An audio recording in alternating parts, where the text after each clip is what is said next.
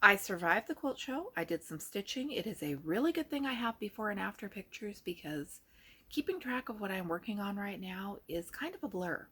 Hey Flosstube, I'm Michelle. This is my romantic tangle. It's Saturday. I think it is July 20th, and I'm stealing a few minutes to film this before we plunge back into the chaos that is life. I didn't think I had worked on Southwest Mesa since our last update. But I looked at the pictures from the last video, and yeah, most of this whole pot I did since last time.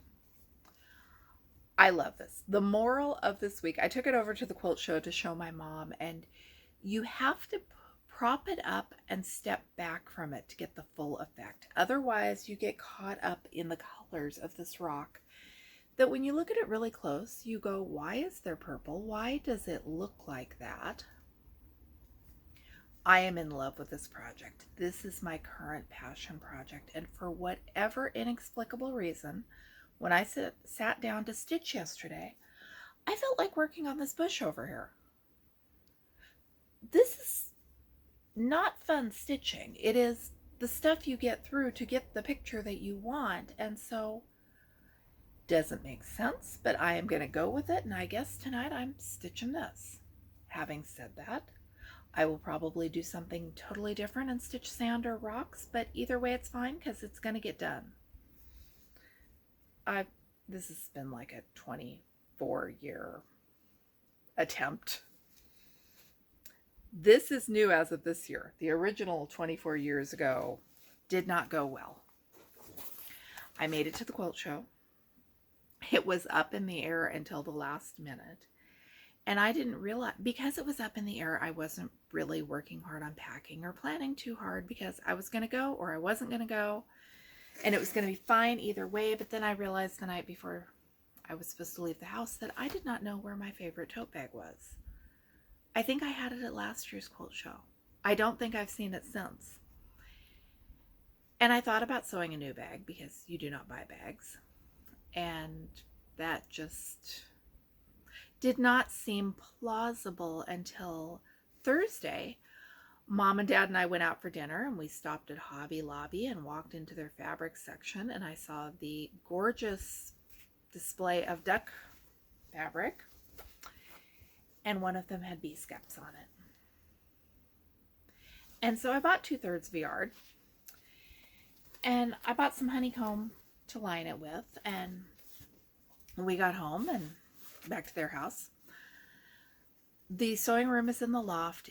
It gets warm up there, and we had a stretch of 100-degree days here at home. It cooled down here at home, so of course I go to Sister's where it's hotter.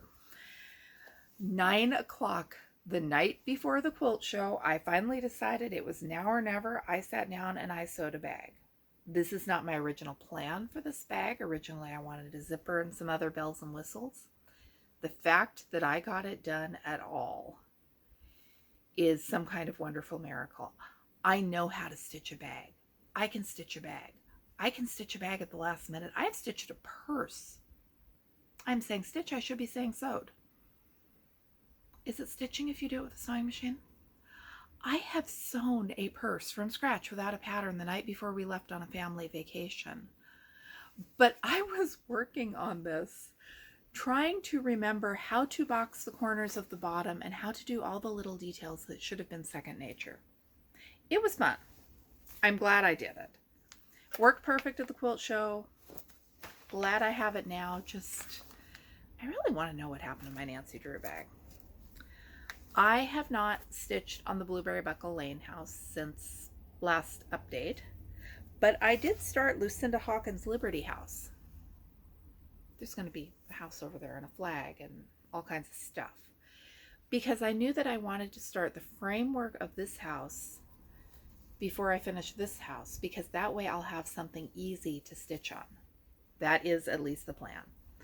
I thought that on the 3 days I was in Sisters, I was going to get all kinds of projects started. I was going to do all kinds of stuff, and no, that did not happen because it was hot.